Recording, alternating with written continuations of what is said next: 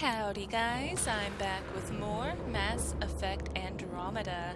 Last time I began the game and touched down on this mysterious planet, so now seems to be a pretty good time to look through the Codex and figure out what all is going on in Mass Effect Andromeda. So today's just going to be a Codex video, nothing else, just Codex. And then next time I'll get back on my adventure, hopefully a little bit wiser. Alright, so there's quite a bit in here. So the Andromeda Initiative, let's start here. The initiative was built by the efforts of thousands who devoted years of time and countless resources to reach the Andromeda galaxy. These are the people, places, and organizations that make the Pathfinder's mission possible. Alright, so we're going to start off with the known associates, SAM. Officially designated as a simulated adaptive matrix, SAM, I am an artificial intelligence that acts as a coordinating element between Pathfinder Alec Ryder and the rest of his team. My quantum processing power is used to conduct on-the-spot scans of alien worlds, assist in scientific study or tactical situations, and monitor the team's weapons and equipment. I am physically located on Ark Hyperion in secure server banks, collectively known as SAM node.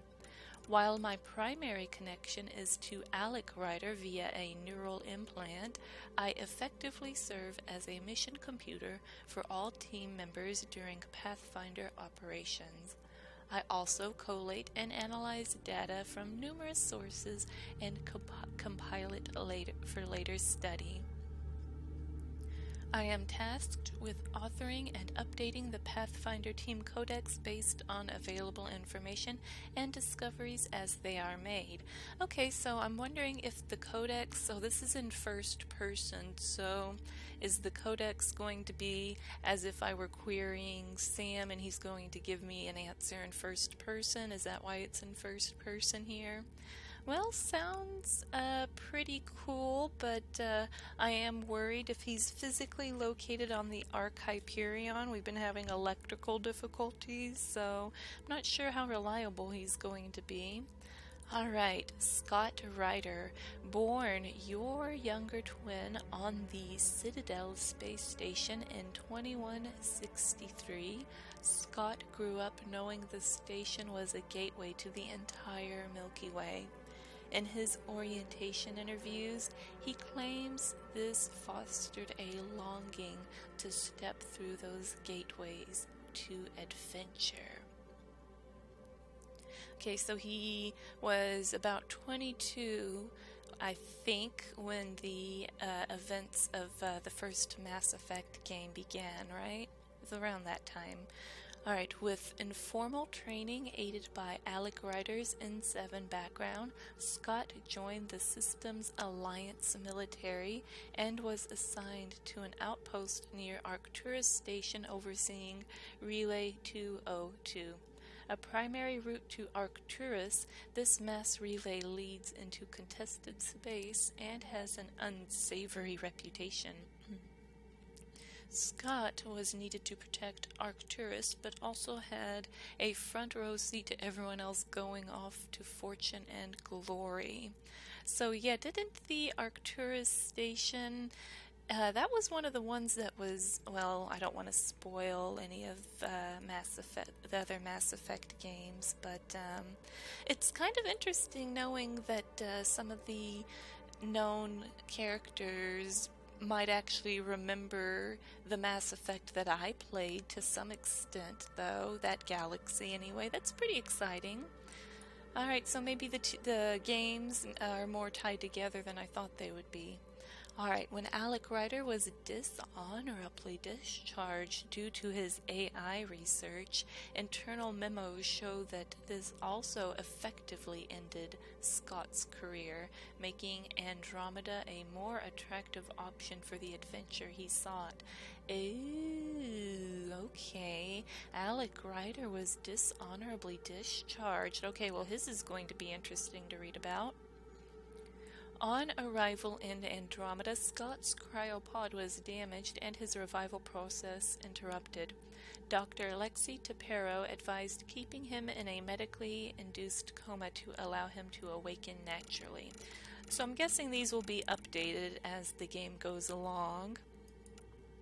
Alright, Alec Ryder with his cool equipment on.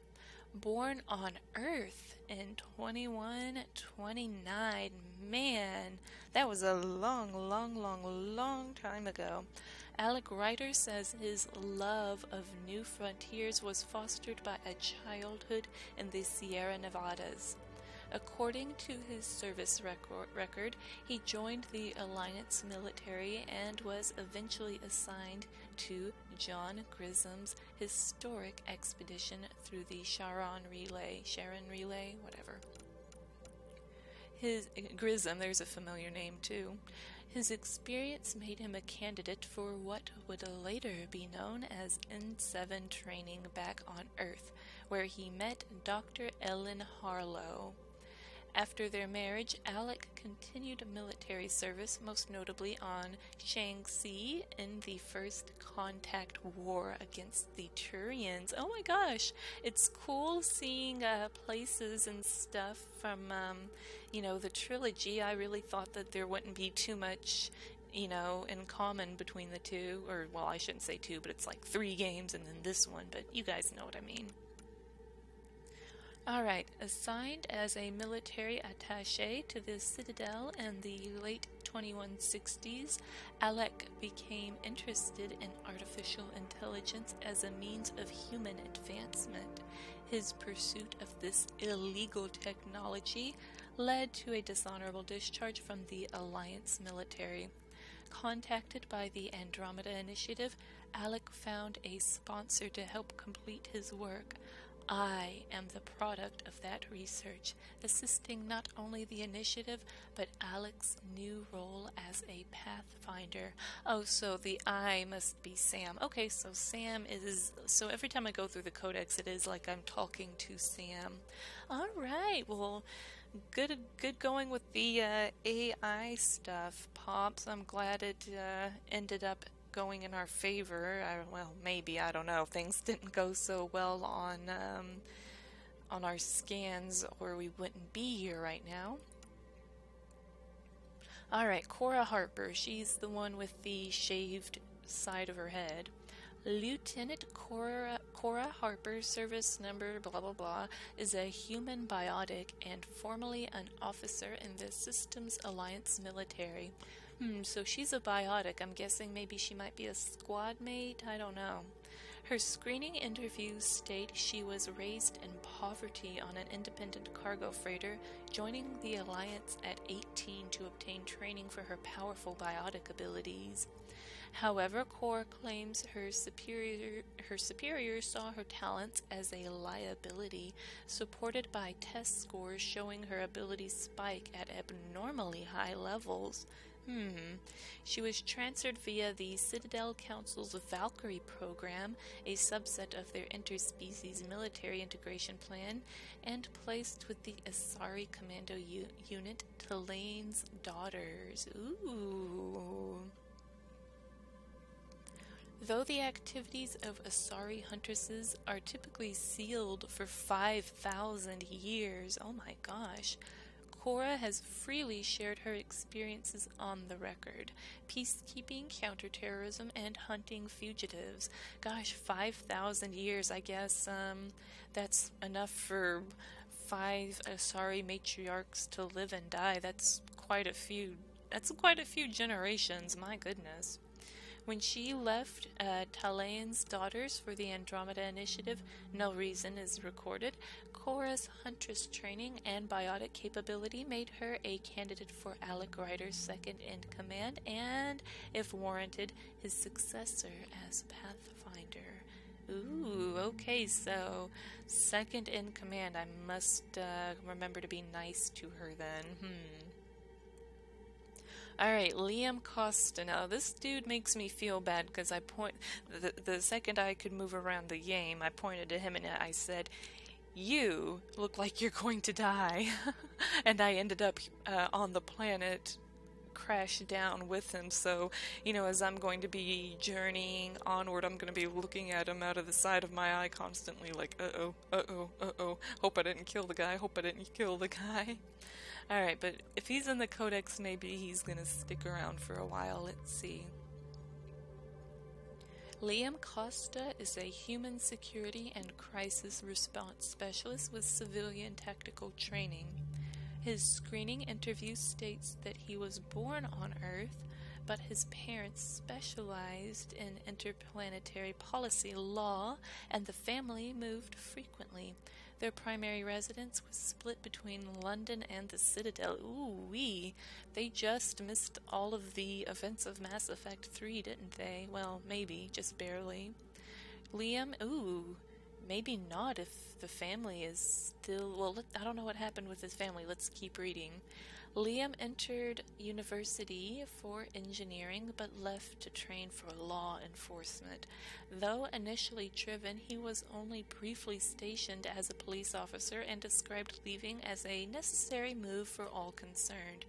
He transitioned to the multi-species effort of heavy urban search and crisis response. If Liam was disillusioned in law enforcement, surface records show that was not mirrored in crisis response. The human contingent Heavy Urban Search Terrain 1 reported that Liam performed exceptionally in all conditions. Liam says that this is when he learned of the Andromeda Initiative after meeting former Alliance personnel at a post-hostility relief action. His multidisciplinary skills set him apart, and Liam was handpicked by Alec Ryder to support the Pathfinder team. Whew. Alright, so thankfully, I'm thinking Liam here isn't as expendable as I initially thought. That's what I'm really hoping anyway. Alright, well, in fact, it sounds like he's going to be pretty durable, if anything. Alright, Dr. Ellen Ryder. Ellen Ryder, formerly Harlow, was a pioneering designer of biotic implants. In the 2150s, she was a leading biomedical and cybernetic researcher at UFRJ in Rio de Janeiro. When human biotics began to emerge as a scientific field, Ellen found possible applications for her work in neuro-integrated wetware. Her early designs for biotic implants formed the framework for the later L2 and L3 models. Ooh, nice. Ellen met Alec Ryder when he was posted to Rio for ICT in 7 training before the First Contact War. She eventually joined Alec on the Citadel when he was posted there as a military attaché and gave birth to fraternal twins on the station in 2163. Unfortunately, Element Zero, the catalyst for biotic mutations, is a hazardous material, poorly understood in the early years of human biotics, kind of like well, let me finish reading. After repeat accidental exposures, Ellen eventually developed a terminal neurological or neurodegenerative disorder, later known as AEND. In her final years, Ellen Ryder built what would later become the Pathfinder implants, designed to sync with the AI partner Alec Ryder was developing. Ellen died before my creation was fully realized. Aw, Mom. tough break about Mom here, but she sounds like what's her name? Marie Curie, I think that's her name, the lady that worked on, like radioactive radiation stuff and ended up dying because she ended up either dying or getting a cancer or something from mishandling all of the radioactive stuff. Sounds similar. So I'm wondering if element 0 is going to exist at least in the same capacity as this. Okay, hold on, let me try that again. Does element 0 appear in Andromeda? I'm curious, or if there's going to be like a different type of magical material or what. I don't know. Alright, let's go to the initiative. History, organization, and persons of note in the Andromeda Initiative. Alright, the Andromeda Initiative. Brainchild of the visionary billionaire Jean Garson is I don't remember if I'm saying her name right. Jean, whatever, Garson. The Andromeda Initiative was conceived as Garson's personal dream and a desire to prove humanity's capabilities beyond the military power demonstrated in the First Contact War. You know, to be honest, I almost feel like even though she's a billionaire, I still feel like that isn't even enough for something of this scope. You'd have to be like a trillionaire, but I don't know, maybe there's other investors, or maybe I'm an idiot and I don't know how this kind of thing would work. I'm just going to keep reading before I hurt myself. Alright, Garson officially began planning the initiative in 2172, announcing her ambitious goal of launching a pioneering colonization effort to Andromeda within 20 years. Gosh, and she announced it in 2172, and it was 2185, I think it said, when they left for Andromeda, so 13 years, that's actually not a bad amount of time for something on this scale between announcing it and actually doing it. I think that's a pretty good amount of time. Alright, internal reports show that the struggles that the early initiative faced. However, Jean Garson's personal stake and enthusiasm sustained the initiative until the early 2180s when, after a sudden influx of investment and a new marketing strategy, interest in the initiative grew afresh. Construction of the Arks was completed rapidly thereafter, and the Andromeda Initiative officially launched in 2185, which I believe that was the around the end of Mass Effect 1, the beginning of Mass Effect 2-ish or something. So the people in Mass Effect Andromeda probably don't know anything about the Reapers. Reapers weren't super common knowledge yet, I think. So like I said, I don't think there's going to be a whole lot of the same stuff, but I don't know. Well, I guess I'll just have to play and find out, right? I could be wrong about all this too. I'm bad at retaining this kind of information. I'm not a dates person. Alright, the initiative's mission statement is to bridge Andromeda and the Milky Way, create a sustainable, inclusive civilization, and push scientific development forward by centuries. In official literature, Jean Garson characterizes the initiative as continuing the search for humanity's next horizon. Well, I definitely, I don't know, something about visionary billionaires makes me think, oh, she's gonna be a bad person, but I don't know, I think just by virtue of bouncing out of the Milky Way whenever they did, they might have been smart going to Andromeda. They may not even want to bridge the Milky Way, depending on how you view the ending of Mass Effect 3, right? Alright, Andromeda Initiative, Golden Worlds. Golden Worlds are planets in Andromeda's Helios cluster that are either the strongest possible candidates for settlement or whose resources could bolster the initiative's chances at long-term survival. Based on survey data and long-term projections, some are believed to be garden worlds capable of supporting life. Others are mineral treasure troves that could supply fledgling colonies with vital resources. These worlds were designated habitats 1 through 7, or I don't know if that means 1 through 7 or 1-7. While not generally used in planetary surveying, the term Golden Worlds was coined by the Andromeda Initiative's marketing team and has stuck ever since. Okay, yeah, I guess that's 1 through 7 because there'd be like 7 different worlds or something, maybe? I don't know. The initiative's early settlement strategy revolves around these golden worlds. The Arks cannot sustain a population in stasis indefinitely, and the Nexus requires vast quantities of refined ore, helium-3, water ice, and element 0. Okay, so element 0 will be making a comeback.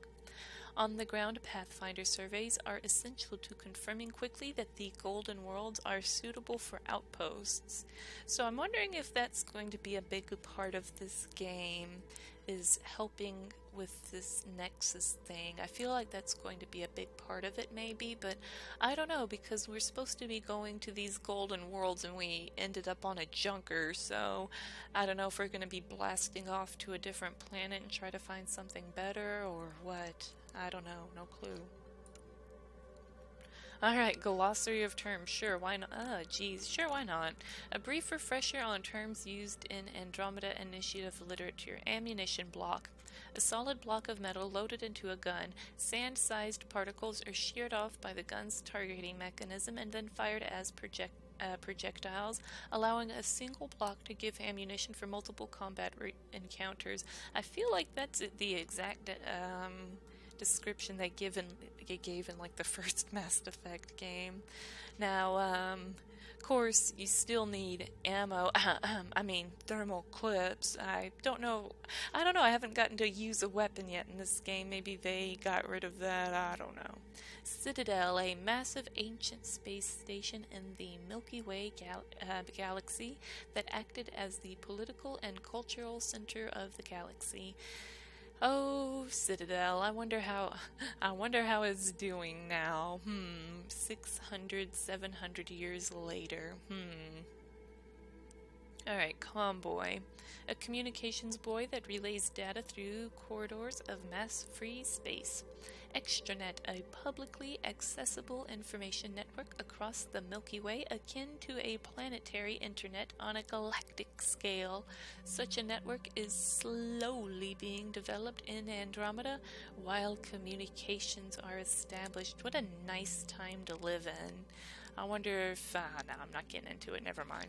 Alright, hard suit, an exploration combat suit, usually armored with titanium or ceramic plating, wow, and equipped with kinetic barriers to protect against hostile fire and environmental hazards. Heatsink, also known as a thermal clip. Well, I think I answered my own question about ammo. A detachable coolant-filled sink used to prevent weapons from overheating. They must be ejected and replaced regularly during firefights. Flash forging, okay, that's a new one. Immediate manufacture of a usually short-lived object from raw materials using an omni-tool or other fabrication device. Omni-blades are typically flash forged. I'm not sure about that. I feel like that's gonna come up more later or something. FTL, Faster Than Light Travel, also a wonderful little indie game. Makes me rage though. Alright, kinetic barrier, also known as a shield, used to repel fast-moving objects, hence kinetic, but does not defend against melee attacks.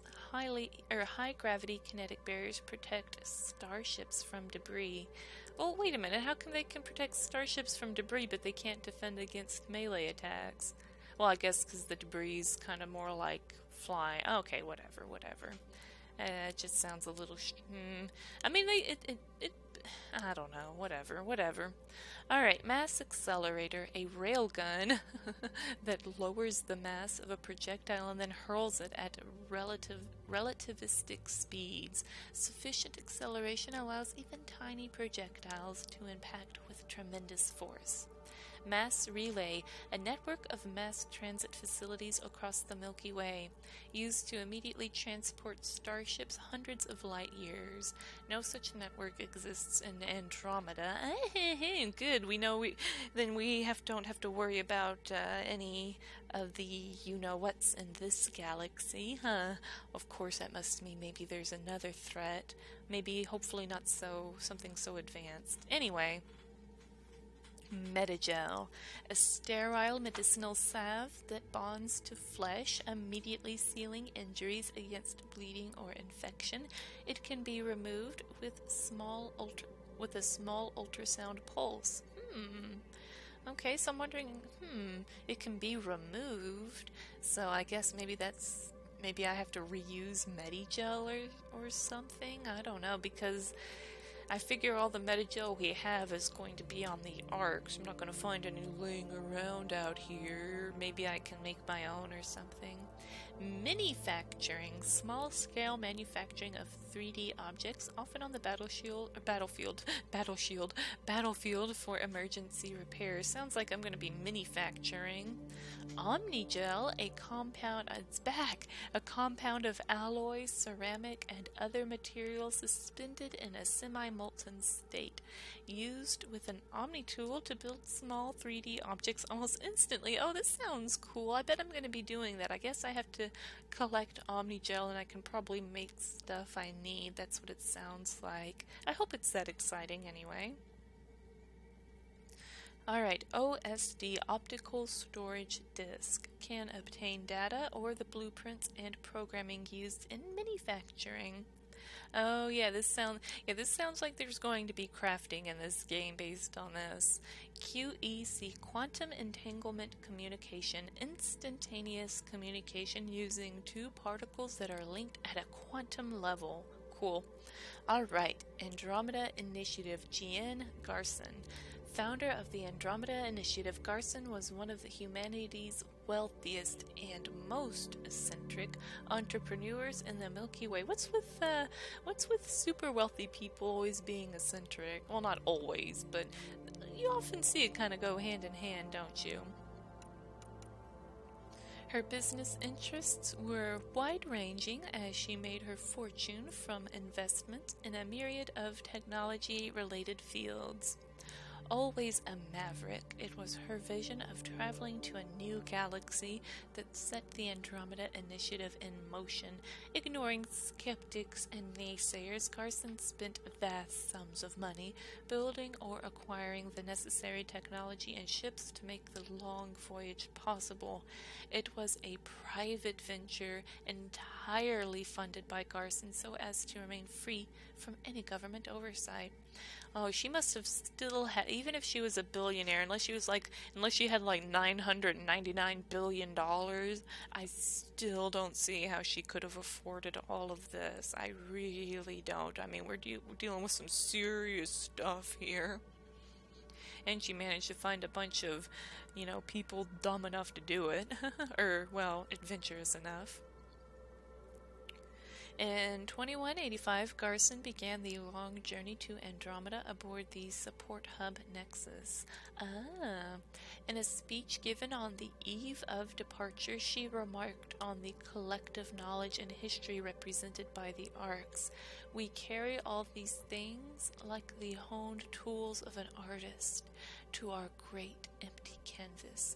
To Andromeda we go to paint our masterpiece. Yeah, just hope you brought enough tools. Garson is slated to serve as the overall leader of the initiative upon arrival. Okay, so the Nexus. Okay, aboard the support hub Nexus. Okay, I guess I'll just have to keep reading about stuff. Alright, Andromeda Initiative launch. Intergalactic travel was the topic of extranet discussion in the Milky Way for centuries. Several Asari or Solarian-led expeditions were proposed over the years, but petered out due to the lack of interest, insufficient funds, or engineering hurdles. The Andromeda Initiative's use of AI, like myself, allowed many of the technical problems to be solved but invited disapproval from the Turian hierarchy and the Systems Alliance. Building a fleet of dreadnought-sized arks with private funding required delicate negotiations with the Citadel Council, and the advanced technology essential to survive in Andromeda was often acquired by unorthodox means. That's what I'm saying. She couldn't have afforded all of this by herself just as a billionaire. That's what I'm saying. Unorthodox means. Official initiative records show the Nexus departed first in 2185, escorted by a small squadron of fighters for protection, followed by 4 arcs that comprised the initial launch wave. Additional vessels were in development, including a Quarian-led ship accommodating multiple species, but construction was slow due to their diverse requirements, and the second launch wave was delayed. Initiative observers remain optimistic, so no Quarians this time around, unfortunately. Alright, Pathfinders. Details on the missions and personnel files of all Initiative Pathfinders. Alright, role of a Pathfinder. Pathfinders are the tip of the spear for exploring new worlds. While planetary surveying is typically a long-term multiple-team process, the Initiative found an alternative thanks to Alec Ryder's AI research. An individual equipped with the best training and technology available, and an AI partner that can run complex studies in seconds and 100 test simulations in a minute. With AI support, Pathfinders can determine within hours whether a planet is suitable for habitation and direct the Nexus as to what colonist block stands the best chance there. Okay, I see how it works. So maybe I'll be exploring planets and trying to figure out what kind of colony should be started at each planet. Maybe, I don't know. That sounds like an awfully big job, though. Well, I don't know how good this AI is, because it led us to a dump anyway. Pathfinders are trained to improve the viability of potential planets, initiate first contact with unknown species, find suitable outpost sites, and handle any external threats before the first colonist touches soil. The presence of a Pathfinder is a reassurance that a planet can be settled safely and with a high expectation of success. No pressure. Alright, now, Ark Species. Alright, so we've got Asari data on the biology, culture, and history of the Asari species. Okay, this should be interesting because I'm wondering how different it's going to be compared to what we learned in Mass Effect 3. Alright, archaeological evidence shows that abundant Thessian resources and their natural tendency to cooperate helped ancient Asari develop city building, writing, and agriculture unusually early. The tone of research papers suggests this as a point of pride for Asari scholars. I don't think that's the reason that they started developing unusually early, I'm just saying. After studying a number of Prothean ruins and developing their space program, Asari astronauts found their way to the Citadel, the most advanced station in the Milky Way, deserted since the Prothean extinction. Later, when Solarian explorers reached the station, the Asari proposed a joint government, eventually known as the Citadel Council. The Asari have played a fundamental role in galactic politics ever since. Asari commandos served with distinction in the Rachni Wars, despite heavy losses and Krogan occupation of the Asari colony. Lucia was the tipping point for the Krogan rebellions. In recent years, the Asari have devoted themselves to diplomatic service, including helping to negotiate the 2157 Human-Turian ceasefire. So, yeah, like I said, it seems like the Asari history might be based on what knowledge they had of the Asari in 2185. Makes sense. They didn't have, well, in fact, I guess besides the main characters of the Mass Effect trilogy, some of the Asari history might not really ever be known. I don't know, right?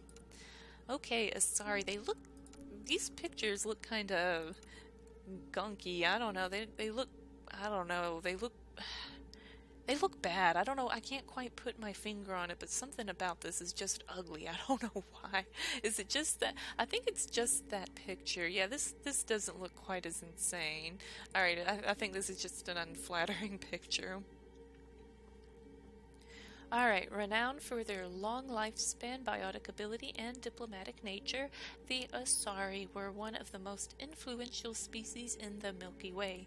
Asari explorers were the first to discover the immense Citadel station, and it was the Asari who first proposed the creation of the Citadel Council. Asari are monogendered. Their unique physiology allows them to reproduce with any species via a form of parthenogenesis, passing on genetic traits to their daughters. Almost all Asari are biotic, and the control over their nervous system allows them to hone their powers to heights few other species can match. An Asari can live for 1,000 years, passing through life stages referred to as maiden, matron, and matriarch. Asari matriarchs are ancient and respected, often holding immense cultural and economic power, though no such frameworks exist in the Helios cluster, so age ain't a thing out here, so no respect based on how long you lived, ladies. Alright, Asari culture and society. This looks like a certain temple back on Thessia. In fact, I'm pretty sure it is, because you can see a lot of little artifacts and you see a couple of people right here. Pretty sure this came from the Art of Mass Effect 3 even. Alright, well, maybe not. I don't know. I have to look again, compare pictures. Alright, the Asari come from Thessia, whose vast Element Zero deposits form the basis of the most powerful economy in the Milky Way. Living in small city-states, the natural Asari tendency to cooperate led to the loose conglomerate known as the Asari Republics. Government operates as an e-democracy. Policy discussions take place over the extranet and are open to all. Oh geez, decisions are made by consensus or with the advice of politically minded matriarchs. Oh, can you imagine a country run off of what some people on Reddit said or something? Not that it's always bad necessarily, but I'm not sure if I'm sure the Asari probably have their internet, extranet, whatever, on pretty good lockdown. Maybe not as many trolls. I mean, look at that face. That's not the face of a troll, not at all. Yeah, right. Okay. The Asari military is relatively small and informal, but no less lethal. Small units of volunteer Asari commandos, also known as huntresses, handle peacekeeping operations in Asari space and were among the first Council Spectres. Their 1,000-year lifespan gives most Asari a long view of events. Investments, social programs, and environmental policies trend toward long-term rather than short-term rewards. This approach drew many Asari to the Andromeda Initiative, undaunted by this centuries-long journey. Yeah, really. I guess an Asari could have an Asari child, a young enough Asari could have, boarded the. Heck, even like an 100-year-old Asari could have boarded one of these arcs, and they wouldn't even be a matriarch yet. That'd be an awful, lonely journey, though, if they're on one of the ships where everyone else is frozen, though. I guess maybe that's what was going on with maybe the Ark Hyperion, why there were maybe some Asari on board. Maybe they left Asari around to manage stuff since they can live for super long times. I don't know. Alright, this is a much more flattering picture of an Asari here. Though they appear feminine to many species, Asari are a monogendered species. During reproduction, they provide two sets of genes to their daughters in a form of parthenogenesis, with the second set modified by a contact with a partner. During Asari melding, an Asari attunes her nervous system to her partner, giving and receiving electrical impulses through the skin until the two briefly become one unified nervous system. Ooh, sounds sexy. This fine control over their nervous system contributes to the Asari talent for biotics. Few species can train the level of control that most Asari have by nature. Since joining the Citadel, Asari prefer to mate outside their own species, claiming that this fosters development and understanding. It also reduces incidences of Ardat Yakshi, pure-blooded Asari who suffer a dangerous genetic disorder. If Asari are compatible with life in Andromeda, that will prove several theories about the fundamental building blocks of life. Ooh, that would be interesting. Asari getting together with whatever alien life exists out here. And yeah, no Ardat Yakshi, please. Though had my fill of those. Gotta say, I'm a little disappointed I couldn't play as an Asari or something else besides boring old human. Alright, let's look at humans. System Alliance. The Systems Alliance is a supranational government that spearheads human space exploration and settlement in the Milky Way. The Alliance is responsible for the governance and defense of extrasolar colonies and stations, and officially represents humanity on the Citadel Council. The Alliance was founded out of necessity, as no single nation could fund and manage the rapid expansion of humanity from Sol, whatever. The discovery of Prothean ruins on Mars had proven that alien contact was inevitable, earning international support for the Alliance that solidified after Alliance forces liberated Shaanxi in the First Contact War. Archived extranet articles and Gian Garson's staff bulletins reveal tensions between the Alliance and the Andromeda Initiative, construction of dreadnought-sized ships, and persistent rumors of AI development, which could have damaged humanity's standing on the Citadel, led to the Alliance demanding to oversee the Initiative's labs and shipyards. Negotiations continued until the day of the Initiative's departure. They were still complaining as they were driving away, and they were like, okay, whatever, we're out of here, forget it. Alright, N7. The most respected Systems Alliance officer training is awarded through Interplanetary Combatives Training ICT at the Villa Militar in Rio de Janeiro. Candidates at the Villa are initially given 20-hour training missions to lead teams through hostile terrain on little food or sleep. Trainees who do well are awarded an internal designation of N1 and are invited to return.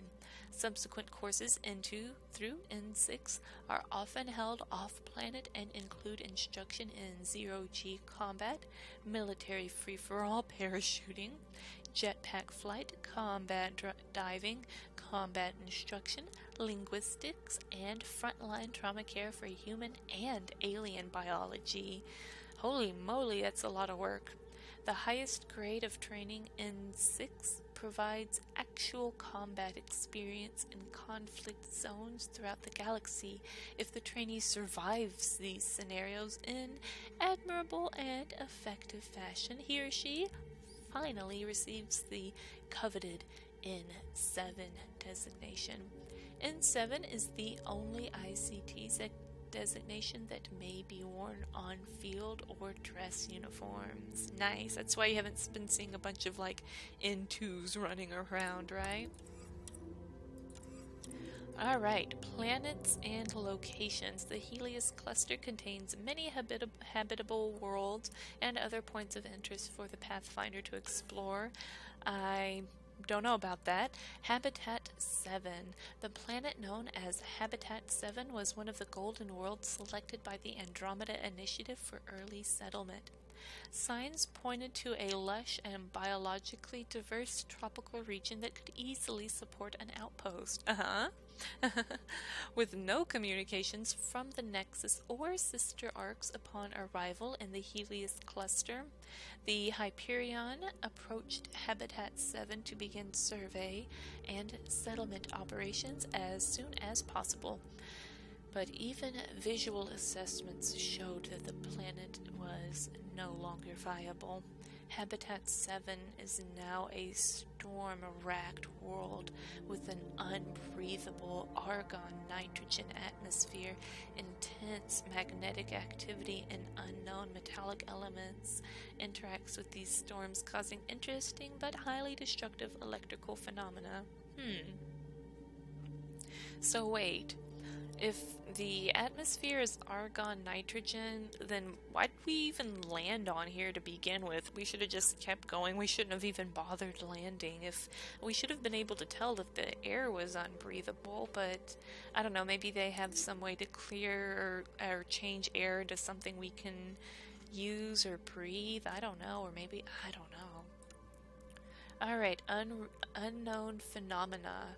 Upon arriving in the Helios cluster, Ark Hyperion encountered a massive and extremely dangerous interstellar phenomenon that severely damaged the Ark. Extending beyond the solar system, the phenomenon did not appear on any of our long-range surveys of Andromeda, and now lies directly in Ark Hyperion's course. It is too early to have a clear understanding of this phenomenon, which appears to be an energetic cloud of dense debris with bizarre properties. Initial sensor readings are inconclusive since the phenomenon itself causes severe interference. This is scary. We're dealing with some alien stuff out here. Asked to speculate, I suggested on preliminary evidence that it may be a dark energy phenomenon, despite inconsistencies with our current understanding of dark energy or dark fluid theory. A more disquieting possibility is that this energy cloud exhibits properties so unknown to current physics that our sensors are unable to report accurately. Investigations are continuing. That's scary. I mean, could it be possible that another galaxy doesn't follow like the same laws of physics that apply to the Milky Way? I mean, how could such a thing be possible? But I don't know, this is all mind-boggling. Even the computers can't figure out what this little hairy, goofy thing is, right? Alright, the Andromeda Galaxy. Located 2.5 million light years away from the Milky Way, the Andromeda Galaxy is the largest galaxy in the local group. Also categorized as M31, Andromeda is a spiral galaxy roughly 220,000 light years in diameter, containing approximately 1 trillion stars compared to the Milky Way's 300 billion. Oh, we only 300 billion. So Andromeda is like over 3 times our size, right?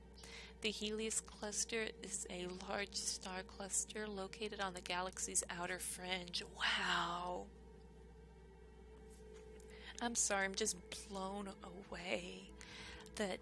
I know that this is a game, but it is based on some real stuff, right? And it's like, Andromeda Galaxy is just one of how many galaxies, and this one galaxy has 1 trillion stars. My mind, like, anytime I read about any kind of space stuff or I watch a documentary or something, I just can't wrap my mind around how big everything is and how much emptiness there all is. It's staggering to me. Makes me feel incredibly insignificant. Okay, Andromeda has roughly 14 satellite galaxies which orbit the galactic disk. Really? That's how that works? I thought that, can galaxies be like different shapes or something too, I think? Oh my gosh. 14 satellite galaxies. Evidence shows a disturbance where one of these companion galaxies, M32, passed through Andromeda's spiral arm several million years ago. Andromeda itself is accelerating towards the Milky Way at roughly 100 kilometers a second. In roughly 4 billion years, the Andromeda and Milky Way galaxies will collide and merge, forming a new galactic disk. That's actually really cool because I actually was reading, or not reading, I was listening to that in a YouTube video about the galaxy and stuff, and I actually did read or listen to that, and it's something I've mentioned a couple of times, that yeah, in a few billion years, we're going to be slamming into another galaxy. Let's hope in 4 billion years we figure out how to get off this rock, because things will be really interesting when we start seeing planets and other strange objects in the sky. Of course, I'm not going to be here for any of that. None of us are, mate. Maybe. I don't know. Maybe some of you will get cryogenetically frozen. Let me know how life is in 4 billion years if you get a time traveling machine, would you? Maybe not. Alright, we can go to different galaxies, but we can't travel in time. Yeah, that just doesn't make sense. Technology. Information on technology used by the Initiative and other advanced civilizations in Helios. Alright, exploration tools. Devices used to survey, investigate, and map a new galaxy. Scanner. Oh boy, I guess I'm going to be using this a lot. Planetary surveying, especially for potential settlement, involves meticulous scanning. Oh boy, meticulous. However, there has been little pressure to improve planetary scanners. Is this the game's way of trolling? Like, you're gonna have to do this a lot and it sucks. LOL. Like, why would you even put this paragraph in here? In its search for a better solution for its pathfinders, the Andromeda Initiative began with hardware salvaged from Geth platforms. Oh wow! And software developed by the Solarian STG. Oh boy, so, because this right here isn't meticulous at all, right? With Artificial Intelligence Support Initiative, scientists developed a fast, accurate sampling system, codenamed, Panoptes, linking it to the quantum computing power of an AI, which can produce multiple analysis and predictive models in seconds. They created an Omni-tool mounted scanner that completes accurate surveys in moments instead of weeks. I already played with this thing once. I think we're going right back to the planetary surveying thing with the meticulous scanning. For typical scanning, the Panoptes system uses a transmitted accelerator mass spectrometer, TRAMS. This creates a snapshot of an object's components, atomic weight, and radioactivity, and allows me to produce a more in-depth analysis. For biological materials, the Panoptes system switches to an electrospray ionization system, so plants or animals can be scanned without causing radiation damage. Boy. Alright. Omni-tools. Omni-tools are handheld devices that combine a computer microframe, sensor analysis pack, and manufacturing fabricator. Oh my, there's a lot of stuff in here. Versatile and reliable, an Omni-tool can be used to analyze and adjust the functionality of most standard equipment, including weapons and armor, from a distance. The holographic haptic interface also functions as a communication device. With sufficient Omnigel or other raw materials, usually converted from salvaged light alloys, plastics, or ceramics, an Omni-tool's fabrication module can flash forge small three-dimensional objects or emergency suit patches. This allows quick repairs or modifications in the field. The Andromeda Initiative's Omni tools are designed for reliability and efficient recycling of materials. Pathfinder Omni tools take design inspiration from the models used by Solarian Intelligence Services, prioritizing the computer microframe to allow lag-free scanning and AI support. I'll be the judge of that, thank you. Okay, so based on this and the other entries I've read, I'm pretty sure crafting might be a thing later on, or maybe making my own items to some extent. Alright, settling Helios, technology to build a new home from the ground up. Technology charting Andromeda.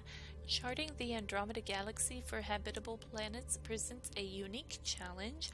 Observation is limited by light, and given Andromeda's distance, any observations from the Milky Way are 2.5 million years out of date, enough time for the planet to have altered irrevocably. And that's what's going on here, I suppose. Initial attempts to identify settlement sites were made by obtaining Asari astronomical surveys and running them through predictive models. But Gian Garson was unwilling to risk thousands of colonists without solid information. Okay, so she's a good person. Eventually, the initiative obtained promising data from Quarian explorers who claimed to have found a Geth array on the fringes of the Perseus Veil. This array was supposedly built from 3 mass relays using sensors in the combined relay corridor as a form of FTL telescope to observe dark space beyond the galactic rim. Why the Geth expended so much effort to study dark space is not known. I don't think it was. I think that might have been maybe Reapers wanting to maybe impose their own brand of law and order on another galaxy, maybe. Scary to think about.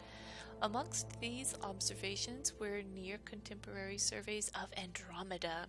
When our predictive models confirmed them within an acceptable margin, the initiative was able to begin identifying golden worlds, which they did a bang-up job of, as you can tell. Alright, cryogenic stasis. For many species, early long-range exploration relied on cryogenic stasis. Without modern FTL capability or long-distance transit methods like mass relays, the distances involved in space travel meant that most crews would die of old age before reaching their destination. Lest they were sorry, right? Cryogenic stasis gradually lowers the body's temperature enough to slow its vital functions, but not low enough for damaging ice crystals to form, before the pod generates a mass effect stasis field that suspends both the individual and the interior environment in the pod. Contrary to depictions in popular media, the individual is not conscious of time passing. From most travelers' perspective, they lie down in the pod only to be awoken moments later. Ooh, that's gotta screw with your head. Go lie down for a minute, wake up. Oh, by the way, it's been 700 years. Man, if that doesn't make you a basket case, nothing will. Stasis failure, while regrettably common for early expeditions, has been vastly improved over the years. Boy howdy, I would hate to be one of those people that found out that these stasis didn't work. Of course, I guess there's not really any way you'd know. I guess you'd be really cold.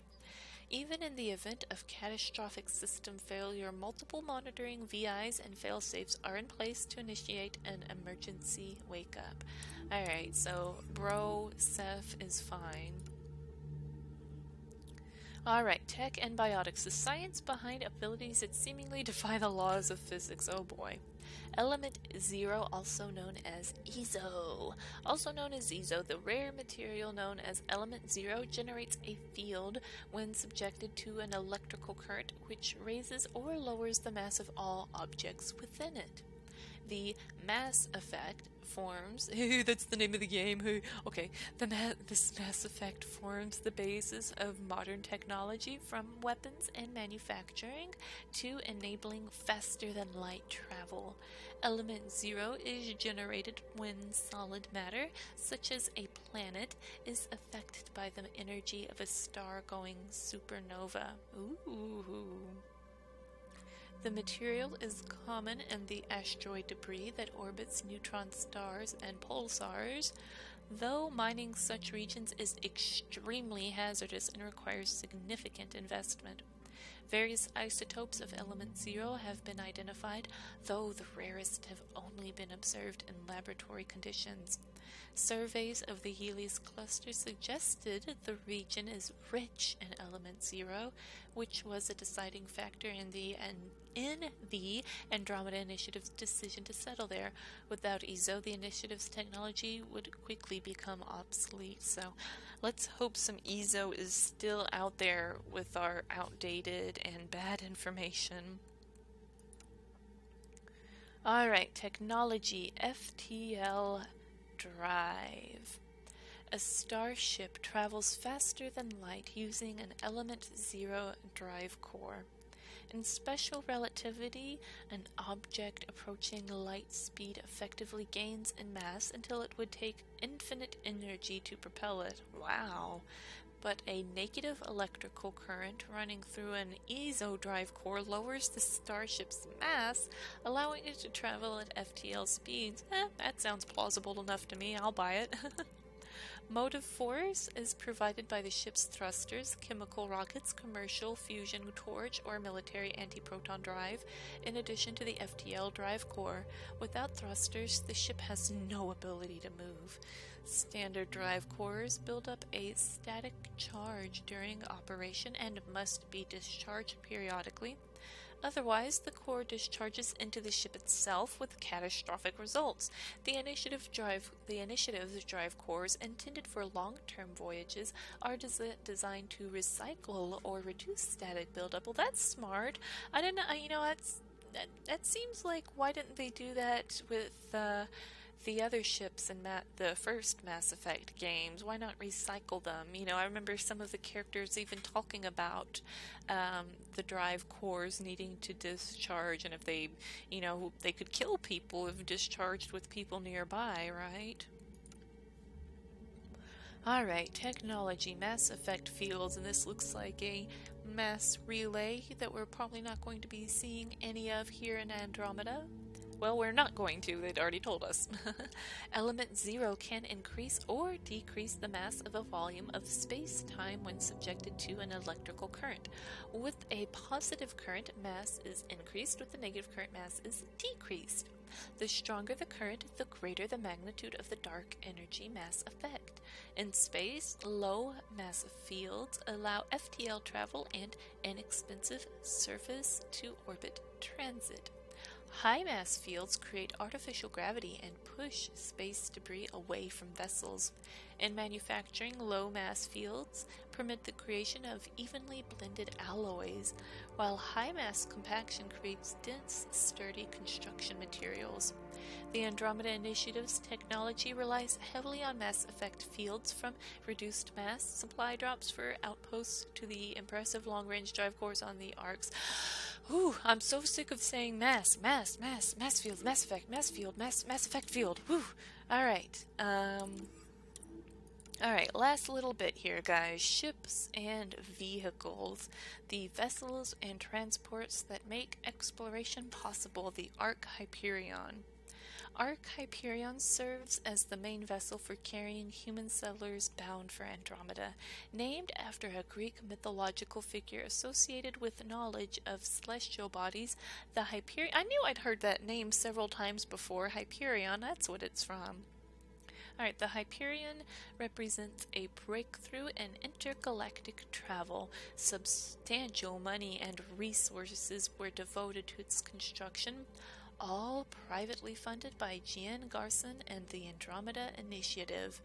Built to withstand the rigors of a nearly 2.5 million light-year voyage, the Hyperion is outfitted with ODSY drive core technology, which allows the ship to make a 600-year voyage safely at FTL speeds. It features enough stasis pods to accommodate approximately 20,000 settlers and crew. Ark Hyperion left the Milky Way in 2185 as part of the initial wave of departures under the command of Captain Nozomi Dunn. So, at the rate that technology improves, it's been over 600 years, so I'm wondering, in the Milky Way, would technology not be better? Would they not be able to get to Andromeda even faster, maybe, than the Hyperions? Maybe people should have appeared here before us? Or maybe something happened in the Milky Way galaxy. I don't know, man. I don't know. Well, I'm feeling pretty good about getting through that codex there. That was quite a bit of reading, but now I'm feeling wiser and more prepared for my journey here on this Hanging around here isn't helping. Let's go, Ryder. Alright, well, I guess I better do what he says. Thank you guys for checking out the codex with me. Next time, we're gonna try to get off this planet or try to find our friends or something. I don't know what we're gonna do here. Hopefully we'll do more than read a book and hang out on a rock. I don't know. Well, thanks for watching, guys, and bye for now.